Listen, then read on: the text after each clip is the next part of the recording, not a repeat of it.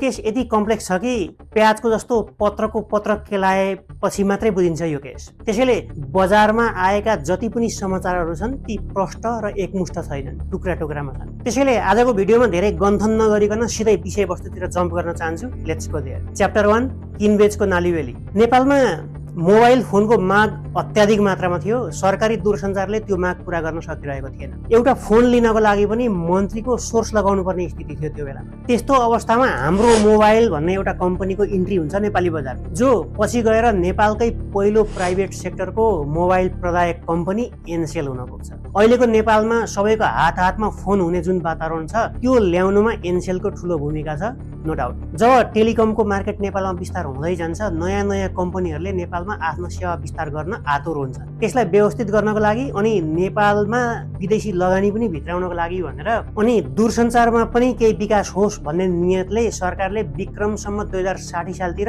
एउटा दूरसञ्चार नीति ल्याउँछ, जसअनुसार यदि कुनै पनि विदेशी कम्पनीले नेपालमा दूरसञ्चार व्यवसाय गर्न चाहन्छ भने कम्तीमा पनि 20% लगानी चाहिँ नेपालीकै हुनुपर्छ भन्ने एउटा नियम ल्याउँछ त्यो बेलामा। जसअनुसार 2068 सालमा स्विडेनको एउटा कम्पनी टेलिसोनेराको 80% सेयर अनि नेपालकै अर्को कम्पनी सिनर्जी नेपाल भन्ने कम्पनीको 20% सेयर हुने गरेर एनसेलको स्वामित्व निर्धारण गरिन्छ त्यो बेलामा। यता सिनर्जी नेपालले लिएको जुन 20% को सेयर छ त्यो गैर आवासीय नेपाली उपेन्द्र महतोलाई अनि उपेन्द्र महतो मार्फत फेरि नीरज गोविन्द श्रेष्ठलाई बेच्दै गइन्छ यो 20% सेयर। 2072 सालमा गएर 80% को यो जुन सेयर छ टेलिसोनेराको, त्यो उसले मलेसियाको एउटा कम्पनी आजियाटालाई बेच्छ। ठिक त्यही बेला यताको यो 20% को नेपालीहरूको सेयर जुन छ त्यो पनि सुनिभेरा क्यापिटल भन्ने अर्को कम्पनीलाई बेचिन्छ। अब अहिले 2080 सालमा आएर यो जुन 80% सेयरवाला एजियाटा भन्ने कम्पनी छ त्यो कम्पनी फेरि अर्को एउटा नयाँ कम्पनी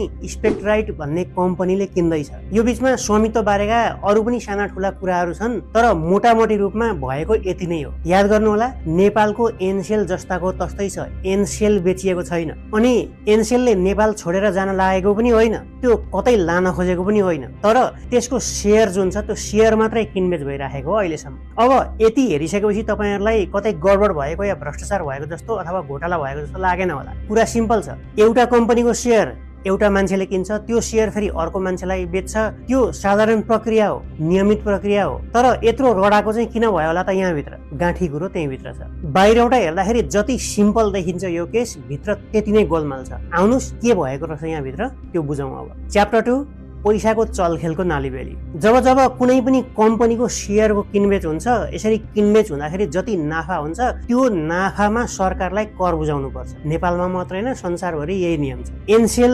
नेपालभित्रै चल्ने कम्पनी भएको कारणले गर्दा नेपाल सरकारले त्यसमाथि कर लगाउँछ। करका आफ्नै आफ्नै नियम हुन्छन्, नेपाल सरकारको पनि आफ्नै करको नियम छ। यही जुन कर तिर्नुपर्ने हो त्यो करमा छुट पाउनको लागि अथवा कर घटाउनको लागि अथवा कर छल्नको लागि जे तिगडमहरू भित्र भएका छन्, यसैको कारणले अहिलेसम्म भएका सबै हल्लाखल्लाहरू। यो कम्पनीको सेयर खरिद बिक्रीका प्रत्येक घटनाहरू अहिलेसम्म 12-14 पटक सेयर किनबेच भइसकेको छ। ती सबैमा प्रत्येक किनबेचमा कर छली भएको कुरा बाहिर आएका छन्। जस्तो कि यहाँनिर जब उपेन्द्र महतोले नीरज गोविन्द श्रेष्ठलाई आफ्नो सेयर बेचे, त्यसको मूल्य जम्मा नेपाली रुपियाँ 25 करोड भएको देखाइन्छ सरकारलाई। तर नेपाल सरकारले यो कम्तीमा पनि 3 अरब 36 करोड रुपियाँको कारोबार हो भन्छ। अझ त्योभन्दा भित्र पसेर कम्पनीको अडिट रिपोर्ट नै हेर्ने हो भने यसको वास्तविक मूल्य 18 अरब रुपियाँ भएको देखिन्छ। कहाँको 25 करोड, कहाँको 18 अरब। यो कुरा नेपालकै महालेखा परीक्षकको वार्षिक प्रतिवेदनमा पनि उल्लेख गरिएको छ त्यो बेला। अनि सिआइजे नेपालले पनि एउटा छानबिन रिपोर्ट प्रकाशित गरेको छ। त्यो अनुसार टेलिया सोनेरा जुन सुरुमा ओरिजिनल ओनर थियो, त्यसले त्यही बेला जति बेला यो हक हस्तान्तरण हुँदै थियो त्यो बेलामा नीरज गोविन्द श्रेष्ठलाई 18 अरब 33 करोड रुपियाँ बराबरको ऋण लिएको रेकर्डमा देखिन्छ। टेलिया सोनेरा जसको 80% सेयर पहिलेदेखि थियो, नीरज गोविन्द श्रेष्ठलाई 20% सेयर किन्नको लागि लोन दिएको देखिन्छ। तर त्यो लोन बापत दिएको पैसा नेपाल भित्रको देखिँदैन। पछि टेलिसोनेराले त्यो दिएको जुन ऋण छ त्यो पनि मिना गरिदिएको भनेर बताउँछ। ऋण माफ गर्ने बित्तिकै त्यसमा पनि ट्याक्स तिर्नु पर्यो। यसरी नीरज गोविन्द श्रेष्ठलाई अगाडि देखाएर भित्रभित्र पछाडि चाहिँ 100% एनसेलको सेयर टेलिया सोनेराले लिन खोजेको प्रष्ट देखिन्छ। राजस्व ठग्नको लागि मात्रै नेपाली लगानीकर्तालाई बाहिर उभ्याएको देखिन्छ। अगाडि 25 करोड रुपियाँ देखाएर पछाडि 18 अरब रुपियाँको सौदा गर्न खोजेको देखिन्छ। कम मूल्य देखाउने अनि ट्याक्स पनि कम तिर्ने। पछि टेलिया सोनेरामाथि अरू देशहरूमा पनि भ्रष्टाचार गरेको र यसै गरी घोटाला गरेको आरोप लाग्छ र एसियामै टिक्न नसक्ने स्थिति पैदा हुन्छ टेलिया सोनेरालाई। जब टेलिया सोनेराले आफ्नो सबै सेयर मलेसियाको आजियाटा भन्ने अर्को कम्पनीलाई बेच्न खोज्दै हुन्छ, ठ्याक्क त्यही बेलामा बेच्नुभन्दा अगाडि यता निरज गोविन्द श्रेष्ठको भनिएको जुन 20% सेयर छ त्यो सेयर पनि सुनिभेरा क्यापिटल भन्ने अर्को नेपाली कम्पनीलाई बेचिन्छ। अर्थात् एनसेलको 100% सेयरको किनबेच हुन्छ फेरि पनि। टेलिया सोनेराले आजियाटालाई बेच्ने र निरज गोविन्द श्रेष्ठले सुनिभेरा क्यापिटललाई बेच्ने। यसपटक भएको यो खरिद बिक्रीमा पनि 6 अरब 16 करोड रुपियाँ कर छली भएको भनेर महालेखाले आफ्नो प्रतिवेदनमा खुलाएको छ। यो मात्रै होइन, पटक पटक गरेर 12 पटकसम्म यो कम्पनीको सेयर यसै गरी किनबेच हुन्छ र प्रत्येक पटक किनबेच हुँदाखेरि अरबौंको ट्याक्स छली भएको भनेर महालेखाले आफ्नो रिपोर्टमा लेखेको छ। राज्यले पाउनुपर्ने कर उठाउने कि नउठाउने अनि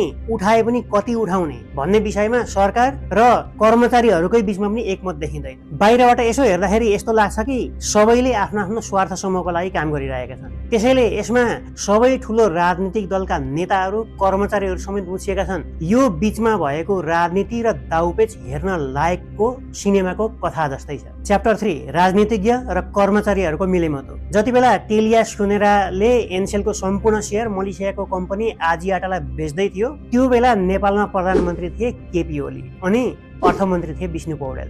बिक्री गर्दाखेरि कर तिर्नुपर्छ कि पर्दैन भनेर एनसेलले अर्थात् उसको माउ कम्पनीले त्यो बेला सरकारलाई लिखित रूपमै सोधेको पनि थियो। त्यो बेला सरकारले प्रष्ट रूपमा तिर्नुपर्छ भनिदिएको भएदेखि कथा बेग्लै हुन्थ्यो। तर यो सब खेलमा सरकार र कर्मचारीहरू पनि मिलेको कारणले गर्दाखेरि सरकार सुनेको नसुने चुप लागेर बसिदिन्छ। यो बेला राजस्व विभागका प्रमुखमा थिए चुडामणि शर्मा, जसले ओली र पौडेललाई मनाएका थिए भनिन्छ। कम्पनीहरूलाई नेपालले दोहोरो कर लगाउँदैछ, त्यो कर माफ गरिदिनुपर्छ भनेर उनको जिकिर थियो सधैँभरि। दोहोरो कर हो कि होइन भन्ने बारेमा म एकैछिनमा बताउनेछु। घटनाक्रम हेर्दाखेरि यो बेलामा कम्पनीले राजनीतिक तहमै सेटिङ गर्न खोजेको प्रष्ट देखिन्छ। उसले चाहेकै थियो कि राजनीतिक नेतृत्व त्यो बेलामा नबोलोस्। उसले जस्तो खोजेको त्यस्तै भयो। राजनीतिक नेतृत्व सरकार त्यो बेलामा बोल्दिएन। अनि यी तीनै चुडामणि शर्मा हुन् जसलाई आयल निगम लगायत अरू पनि धेरै ठाउँहरूमा अकुत भ्रष्टाचार गरेर सम्पत्ति कमाएको भनेर पछि मुद्दा पनि लागेको थियो। जे होस्, कम्पनी बिक्री भयो। सरकारले थाहा नै नपाए जस्तो गर्यो, चुपचाप बसिदियो। अब सरकार नै काम चलाउ भइसकेको थियो त्यो बेलामा,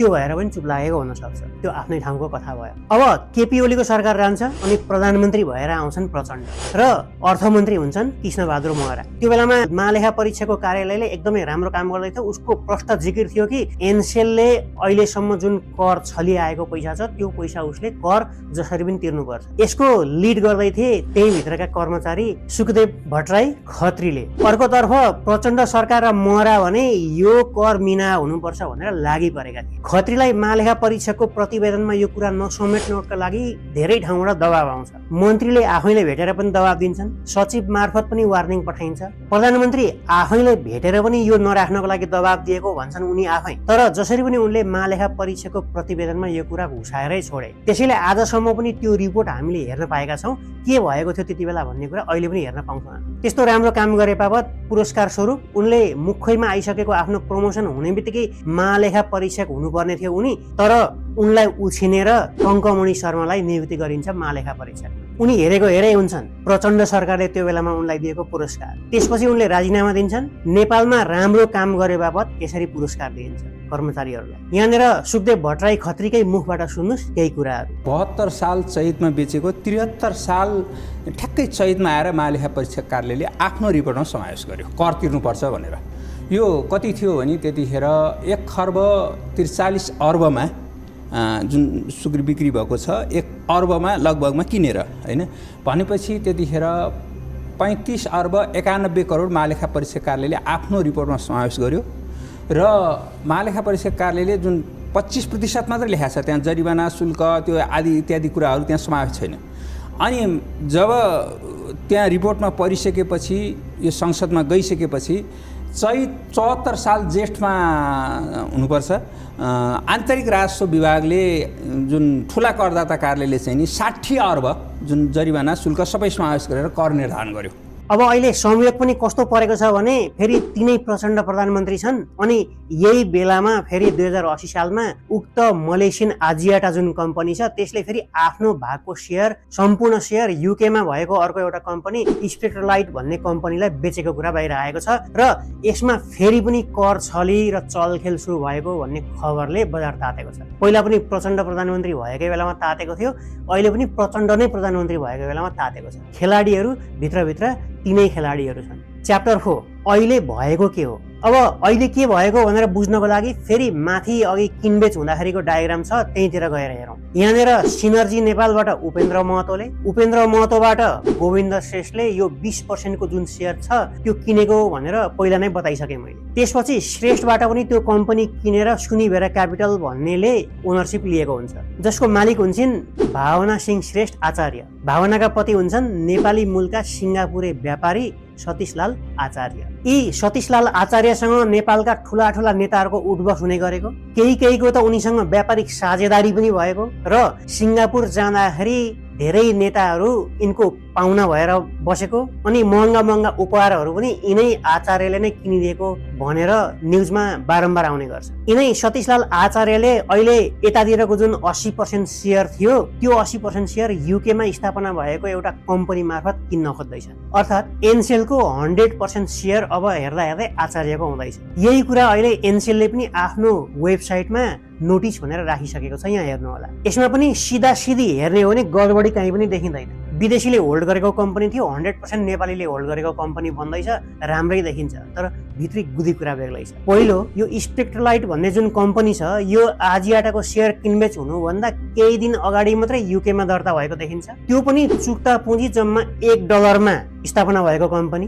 नयाँ कम्पनी। अनि $1 चुक्ता पुँजी भएको जुन कम्पनी छ त्यसले खरबौं रुपियाँ पर्ने एउटा कम्पनीको लागि टेन्डर हाल्छ अनि संयोग भन्नुस् भाग्य भन्नुस् त्यही कम्पनीलाई त्यो टेन्डर पनि पर्छ। फेरि त्यो भन्दा पनि बढी केही वर्ष अगाडि 1,43 खरबमा किनबेच भएको यो कम्पनी अब 6 अरब रुपियाँमै बिक्री हुने भनेर सम्झौता हुन्छ, जुन मूल्य यो कम्पनीको टोटल मूल्यको 5% मात्रै पनि होइन। अर्थात् 95% घाटा खाएर यो कम्पनी बेचेको जस्तो देखिँदैछ अहिले। यसले ठुलो शङ्का उब्जाएको छ। त्यसमाथि यहाँ स्क्रिनमा देखाएको किनबेचका शर्तहरू हेर्नु होला। आजियाटा कम्पनीलाई एकमुष्ट पैसा पनि दिनु पर्दैन, एकातिर घाटा खाएर बेचिँदैछ त्यही पैसा पनि एकमुष्ट दिनु नपर्ने, अलिअलि गरेर पटक दिए पनि पुग्ने अनि अबको 5 वर्षसम्म भएको नाफा चाहिँ फेरि आजियाटा कम्पनी पुरानो कम्पनीलाई नै दिइराख्नु पर्ने खालको अनौठो कतै नदेखिने एउटा शर्त राखिएको छ। सिधै हेर्दाखेरि straight forward clean by and sale agreement हो भन्ने एकदमै झिनो सम्भावना देखिन्छ। यहाँ भित्र केही न केही गडबड छ भन्ने कुरा जोसुकैले पनि हेर्ने बित्तिकै थाहा पाउँछ। यो किन भन्दाखेरि यहाँ मैले देखाएको एनसेलले अहिलेसम्म गरेको वार्षिक नाफाको विवरण हेर्नु होला। वर्षै पछि पहिला 60 अरब, 55 अरब, 46 अरब, 40 अरब गर्दै लास्ट टाइम पनि उसले 40 अरबको नाफा एक वर्षमा गरिसकेको छ। एक वर्षमा 40 अरबको नाफा गर्ने कम्पनी बेच्दाखेरि 6 अरबमा बेचिएको छ। पत्याउने कुरा हो यो। जसले पनि किन्छ यो कम्पनी यदि बेच्ने हो भने पाउनु मात्रै पर्छ। प्रश्न छ, भित्री चलखेल बेग्लै छ। एकातिर कर छल्ने नियत देखिन्छ भने अर्कोतिरको उद्देश्य बेग्लै छ। त्यो कर छली भन्दा पनि खतरा छ। के हो त त्यो? नेपालको दूरसञ्चार नियमावलीको परिच्छेद 5 मा 50% भन्दा बढी विदेशी सेयर भएको कम्पनीको अनुमति पत्र जुन छ त्यो 25 वर्षसम्म रहने र त्यसपछि त्यो स्वामित्व नेपाल सरकारमा सर्ने भनेर लेखिएको छ प्रष्टसँगले। यो कम्पनीको 80% सेयर विदेशीको छ, जो अहिलेसम्म विभिन्न समयमा किनबेच हुँदै आइरहेको छ। त्यसको 25 वर्ष पुग्नको लागि अब 6 वर्ष मात्रै बाँकी छ। अर्थात् अबको 6 वर्ष पछाडि एनसेलको 80% को जुन सेयर छ त्यो सरकारको नाममा आउँदैछ। यदि कानुन अनुसार जाने हो र बाङ्गो टिङ्गो बाटो नहिँड्ने हो, तिकडम नगर्ने हो भने। त्यही रोक्नको लागि सरकारको नाममा जुन सेयर जाँदैछ त्यो नजाओस् भनेर रोक्नको लागि अहिले सतीशलालले 80% को जुन सेयर छ त्यो उनको कम्पनी मार्फत युकेबाट किनेका हुन्। उनकी श्रीमतीको नाममा भएको 20% को जुन सेयर छ पहिलेदेखि त्यो 20% सेयरमा यो 80% बाट अर्को 30% यता सार्दिने हो भने नेपाली नै लगानीकर्ताको 50% सेयर हुन आउँछ। त्यति गर्ने बित्तिकै अब यो कम्पनी सरकारले लान पाउँदैन अनि पुरै कम्पनी आचार्य दम्पतिको हुन आउँछ। क्या गजबको कायदा छ। अनि यत्रो खरबौं रुपियाँ मूल्य पर्ने कम्पनी, त्यो पनि जल्दो बल्दो वर्षमै 40 अरब नाफा गरिरहेको कम्पनी कुम्ल्याउने दाउभित्र फन पनि घुमेका छन् नेता र कर्मचारी। पैसाको टन्नै चलखेल भएको छ। Chapter 5 Cambodia connection. अझ नेपालमा भएको स्मार्ट टेलिकम, स्क्वायर नेटवर्क र सुनिबेरा यी सबै कम्पनीहरू भावना आचार्य एउटै व्यक्तिको नाममा छ, जो अहिलेसम्म यो एनसेलको 20% सेयर होल्डर पनि हुन्। अब एजियाटाबाट जुन सेयर फुत्काउन खोजिँदैछ त्यो फुत्काउने हो भने नेपालभरि नै टेलिकम्युनिकेसन सेक्टरमा कसैले पनि हल्लाउन नसक्ने गरीको सबभन्दा ठुलो साम्राज्य हुँदैछ एनसेलको। यही विषयमा सिआइजे नेपालले पनि गरेको अर्को एउटा खोजी रिपोर्टका अनुसार सतीशलाल आचार्यको क्याम्बोडियामा पनि टेलिकममा राम्रो कनेक्सन देखिएको छ। सन् 2006 देखि नै क्याम्बोडियाको एउटा एप्लिफोन भन्ने टेलिफोन कम्पनीका अध्यक्ष थिए उनी। अनि त्यो कम्पनीको माथि मूल मालिक थियो टेलिया सोनेरा। फेरि अघि नाम सुनिसक्नु भएको छ यो कम्पनीको तपाईले, एनसेलको पहिलाको ओनर। पछि त्यो कम्पनी लटेल्स भन्ने अर्को कम्पनीमा बदलियो, जसको निर्देशक बने फेरि यिनै आचार्य। उक्त रिपोर्टका अनुसार ट्याक्स हेभन कम्पनी मार्फत लगानी गर्ने क्रममा उनले उपेन्द्र महतोसँग पनि सम्पर्क भएको र अरू पनि केही गैर आवासीय नेपालीहरू यसमा इन्भल्भ भएको भनिएको छ। अहिले स्वतन्त्र सांसद अमरेश कुमार सिंहले बारम्बार इन्टरभ्यू दिँदै 5 जना व्यापारीहरूको लास्ट नेम मात्रै बताउँदै जुन आएका छन्, तोकेरै बताउँदैछन्, त्यो यही खेलतर्फ इङ्गित गरेको हुन सक्छ। यी सबै एनआरएन जसको नाम लिँदैछ यहाँ, तिनीहरूको नेपालको राजनीतिभित्र पनि राम्रो कनेक्सन हुनु, अनि दुर्गा प्रसाईले भनेको 3000 करोडको मलेसियामा टेलिकम्युनिकेसनमा लगानी छ भनेको कुराको कतै कनेक्सन त छैन। यो खोजीको विषय पक्का हो।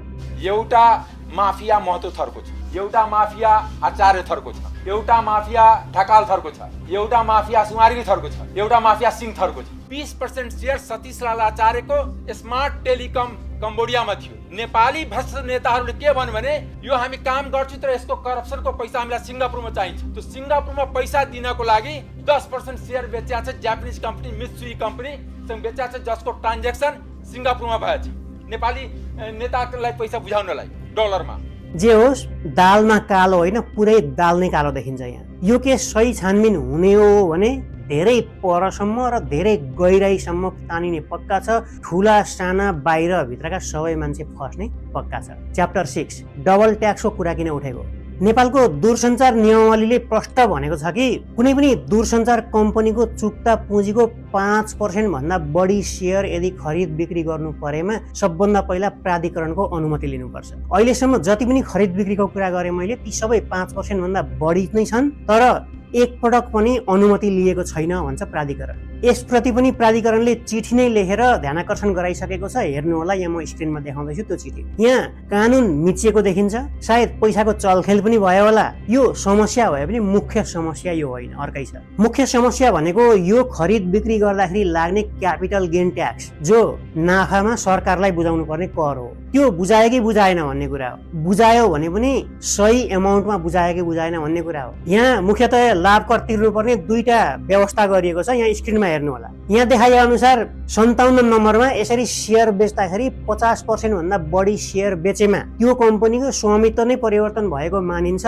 र त्यस्तो अवस्थामा सम्पूर्ण सम्पत्ति र दायित्व नै बिक्री भएको हुनाले नाफामा 25% कर लगाउनु पर्छ भनेको छ। आजसम्मको जुन खरिद बिक्री भएको छ त्यो 50% भन्दा बढी भएको हुनाले त्यसमा 25% नाफामा कर लगाउनु पर्छ भन्छ यो धाराले। त्यही ऐनमा अलि तल गएर 95 नम्बरमा भने त्यसरी बिक्री हुँदा भएको जुन नाफा छ त्यो नाफामा बेच्ने व्यक्ति कहाँ बसेको छ र उसको अवस्था के छ त्यो हेरेर 10% देखि 25% सम्म कर लाग्छ। अनि त्यो कर चाहिँ विक्रेता कम्पनी अथवा बेच्ने मान्छेले तिर्नुपर्छ भनिएको छ। यसरी एउटै नाफामा 2 पटक कर तिर्नुपर्ने जस्तो देखिन्छ यो नियम हेर्ने हो भने, जसको हवाला दिएर आजियाटा कम्पनीले नेपालमा लगानी गर्ने वातावरण छैन, डबल ट्याक्सेसन छ भनेर मुद्दा उठाउँदै आएको छ अहिलेसम्म। र आजियाटा कम्पनीले मात्रै होइन, धेरै मानिसहरूले यसैलाई टेकेर नेपालमा दोहोरो कर भयो, यो हटाउनु पर्छ, लगानी दुरुत्साहित भयो भन्दै कराउँदै आएका छन्। र मुख्यतया कर छली र भ्रष्टाचार जति भएका छन् त्यो सबै यही लुप होललाई पकडेरै भएका छन् अहिलेसम्म। यहाँ कन्फ्युजन भएको कारणले सबैले आफ्नै आफ्नै किसिमले व्याख्या गरेका छन् यसलाई। एनसेलको सेयर बिक्रीबाट प्रत्येक पटक अरबौंको ट्याक्स आउनुपर्ने हो सरकारलाई, तर यही कन्फ्युजनको कारणले अथवा यही लुप होलको कारणले सरकार अल्झिएको छ। सरकारमा भएका नेता र यसमा लगानी गर्ने व्यापारीहरूको त पुरै छोडिदिउँ, उनीहरूलाई जताबाट पैसा आउँछ त्यतैतिर ढल्किन्छन्, फाइन। तर यो नियम बुझेको कर्मचारी तन्त्र, कर विभाग, महालेखा परीक्षक अनि हुँदा हुँदा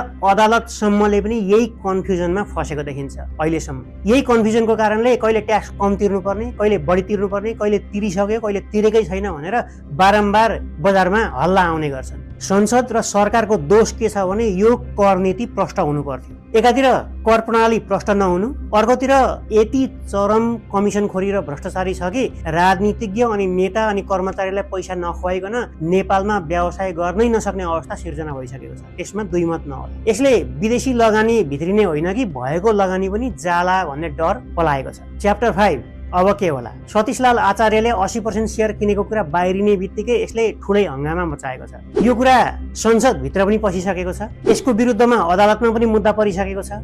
विभिन्न राजनीतिक दलहरूबाट विरोध प्रकट भइसकेका छन्। एनसेलले पनि आफ्नो जवाब पेश गरिसकेको छ।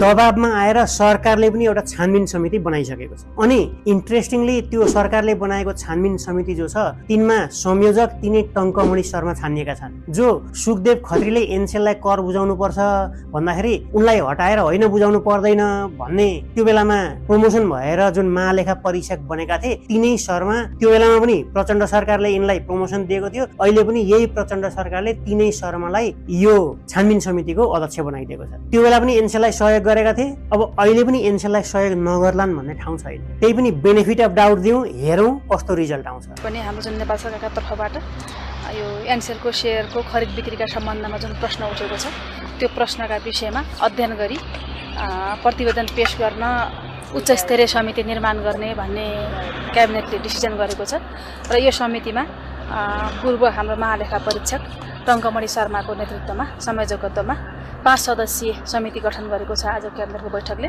अनि भन्न नपर्ला कि अहिलेसम्म जति पनि छानबिन समिति बनेका छन् र तिनले दिएका रिपोर्टहरू छन् प्राय सबै दराजमै थन्किएका छन्, इम्प्लिमेन्टेसन भएको छैन। अनि अदालतले पनि यसको बारेमा एउटा अल्पकालीन आदेश दिइसकेको छ यो दर्ता प्रक्रियालाई स्टप गर्नु भनेर। तर अर्कोतिर अहिलेका सरकारका अर्थमन्त्री भने आफूलाई यस बारेमा केही पनि थाहा नभएको भन्ने हास्यास्पद अभिव्यक्ति दिँदै हिँडेका छन् र प्रधानमन्त्रीले आफ्नो नाम यसमा मुछेकोमा आपत्ति प्रकट गरिसकेका छन्। हलचल धेरै भइसकेको छ। जेसुकै होस् अब केही न केही चाहिँ पक्का हुँदैछ। आशा गरौँ कि नेपालमा एकातिर विदेशी लगानीको वातावरण नबिग्रियोस् र विदेशी लगानी भित्रिने वातावरण बनोस्, उपयुक्त कानुनहरू बनुन्, लगानीकर्ताहरू निरुत्साहित हुने वातावरण नबनोस्, त्यसको साथै यसैको नाममा हुने गरेका राजनीतिक संरक्षण र भ्रष्टाचारहरू निर्मूल हुन्, दोषीले सजाय पाओस् र एउटा नजिर बनोस्। मलाई थाहा छ यो यति कम्प्लेक्स र जेलिएको घटना छ कि यो केही मिनेटभित्रमा मैले जे बताएँ त्यसभित्र सबै कथाहरू सबै घटनाक्रमहरू समेटिएका छैनन्। धेरै कुरा